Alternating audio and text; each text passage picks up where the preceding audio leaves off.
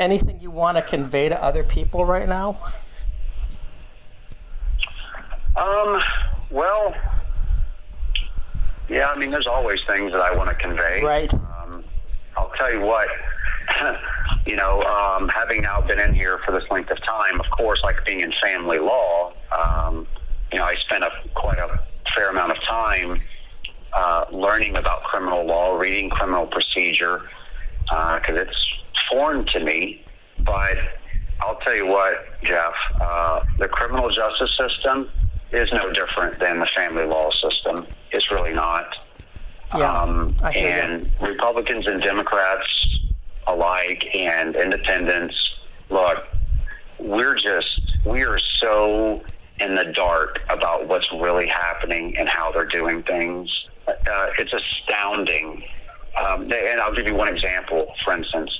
I had Sarah get my criminal file and my case, my court record in my criminal case, and make a copy of it and send it to me. And I'm going through it, and I'm like, well, why is there no grand jury minutes in here, right? Because they got to convene a grand jury if they don't do a preliminary hearing. So it's like one of the two, right? I heard a lot of guys complaining, well, I didn't get a preliminary hearing. And so, I finally figured out, well, if you were indicted by a grand jury, well, then you don't need the preliminary hearing. That's where they do the probable cause finding. And so, anyways, another guy in here, he and I were talking yesterday, and he tells me, well, we were talking about getting the minutes or the transcripts from the grand jury indictment. And now I had two different grand juries, if you don't know that. I had one in October of 2021, and they reconvened and re-indicted me a second time in December of 2021. Okay. So there was two different ones there, and there was no grand jury transcripts or minutes of any kind inside this 250 pages roughly of documents that Sarah sent me. And come to find out, when this fellow and I were talking yesterday, that the grand jury and everything that it does, it's all secret, and they don't make the minutes or the transcripts available to you as the defendant, which I'm really struggling to understand this, because this is where you get indicted. This is where it all kicks off. Right. And if there was something that was done improperly there or said, or it's really no different than an ex parte order of protection, if you will, that you get shotgun with, and then except here, you have no way to review it. And one of the most disturbing statements that I read as I began going through the criminal procedure here, it was in essence kind of summarized in one statement when it said that, because they're talking about exceptions about, when you can get them and how you can go about getting them and things like that, which is, of course, is pretty vague about how they describe it. But either way, they say there was a statement in there that basically said the less you need them, the easier they are to obtain. Now, if that doesn't just blow your mind, like, hold on a second, the less I need them, the easier they are to obtain. So the inverse of that being, the more I need them, the harder you make it to obtain. Yeah. And if it's crucial, it's impossible. Wow. Yeah. Right. Well, and so then, I'll jump to another one. Monetary bail. The way that the bail, statute, bail and bond, the way that the bail statute is written in Illinois is that monetary bail is only supposed to be used when no other least restrictive means could reasonably assure that the defendant would appear at future court appearances. But talking with all of these men in here, I'm talking to one guy after another, and they're all telling me, no, there was no discussion about electric, like home monitoring or anything. It was only monetary bail. Yeah. So not only are they not offering a least restrictive means, there's no discussion at all about a least restrictive means. And in fact, what they do to disincentivize you seeking a reduction in your bail, if you seek a reduction, the prosecution can seek an increase. And that's what they do. If you seek a reduction, like the prosecution might not file for an increase in your bail, but you file a petition, a motion to reduce your bail, the state turns right around and files a petition to increase your bail. That's incredible. And then they increase it. And you still can't do anything about it.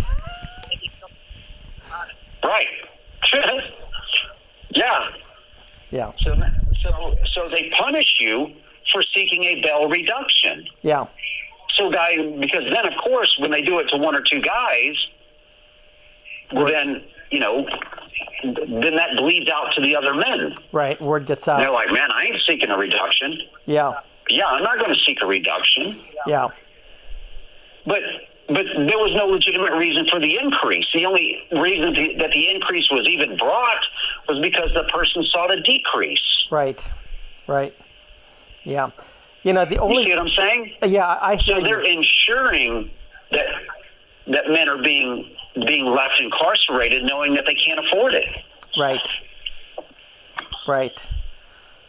So I mean, just things like that, and it's just on and on and on. And the evidentiary hearing, that I had, they don't want me to introduce any evidence.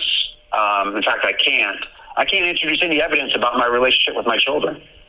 I can't make any, from what I understand, I can't make any statements about how long it's been since I've seen my children, or that these were reprisals enacted by these judges because I exercised my First Amendment right to speak out against the courts.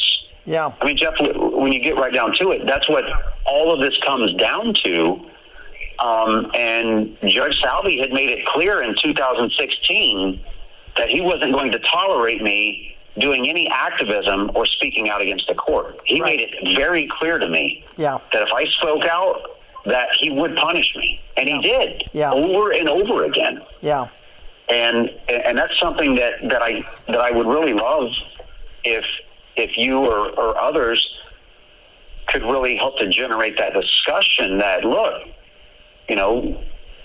Kash was out there working to air out what was transpiring. He was exercising his First Amendment right peacefully, and we should really take a closer look at the reprisals that happened. Right. All right? And it's not hard to look at and see, the third order of protection that my ex-wife got, for instance. Judge Salvi extended that emergency order that he granted initially, mind you, and what he granted it for had nothing to do with what he extended it for. He extended it. You remember that photograph of me holding a piece of poster board that said, in 820 days. I paid like $25,000 in attorney fees. Yep.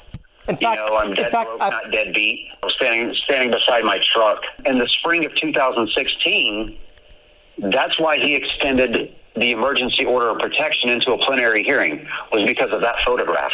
Wow.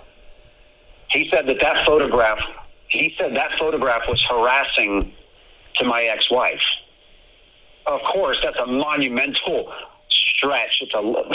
It's an astronomical leap. It's like jumping from here to the moon to say that that's harassing to my ex-wife. Right. But okay, let's even say that it was. You didn't say that that's harassing to my children or dangerous to my children. Right. So why did I have to pay to see my children in my last few months of the Navy? Right. He made me pay to see my children for 1 hour on Saturdays. How much did you have to pay to see them? Like $35 an hour, I think. Yeah, that's pretty cheap on your end. Very little compared to what I've heard a lot of other people pay. Yeah, well, I know that's what I was saying. That's what Ted was paying like $400 or $600 a month. Yeah. For his supervised visits. He was paying a lot. Yeah. We have the same thing down here with the Jeff Younger situation. I mean, he's got to pay like, if he were to see his sons, he'd have to pay like $600, on a Saturday or something. And now they're trying to terminate his rights for all intents and purposes. So. That's such bullshit. Yeah, 100%. Such bullshit. Yeah. Yeah. So golly, man. Yeah. It boils my blood, man. No, I know. Well, the whole thing does. I mean, here it is. The state cannot take care of its own affairs, and the state thinks that they're super parent and that they can become the head of your family. Right. That they can rearrange your family. I had a judge tell me, he said, I talked about the destruction of the family, and he said, we're not destroying the family, we're rearranging the family. And I said, do you mean like in a bankruptcy?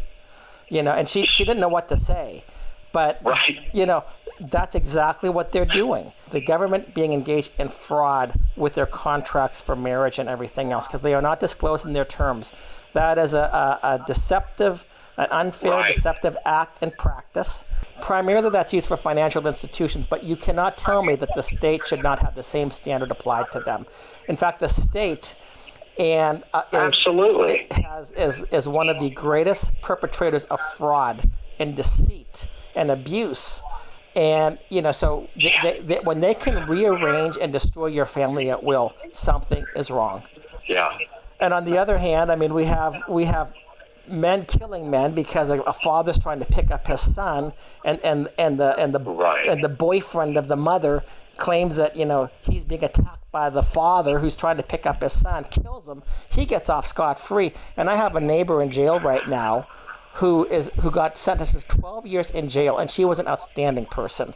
Got sentenced to 12 years in jail because she was in an accident. She had come back from Africa. She was on a mission trip. She was tired. She drank a couple of wine coolers, and evidently, I mean, I don't think that she really drank, so I don't know that she realized what was going on or whatever, but she was in an accident. The other people were drinking and driving. They gave her 12 years in jail, and they put her in solitary confinement, 23 and a half hours a day for I don't know how long. This is abuse. Wow. This is the state doing this. There was no civil lawsuit. This was the state doing this stuff. I mean, and so you've got to say, what is the state making? Because everything that the state does is driven by money. Whether it's Title 4D. They're getting federal grant dollars. Right. They sure are. Right. So, the same thing with the bail. I read an article here not too long ago, and it was a smaller town or municipality here in Illinois, but, so for when guys are bailing out, they were taking the amount that they kept, and they were distributing that to the county board, and the county board could spend it however they wanted. Wow. Yeah, it's incredible.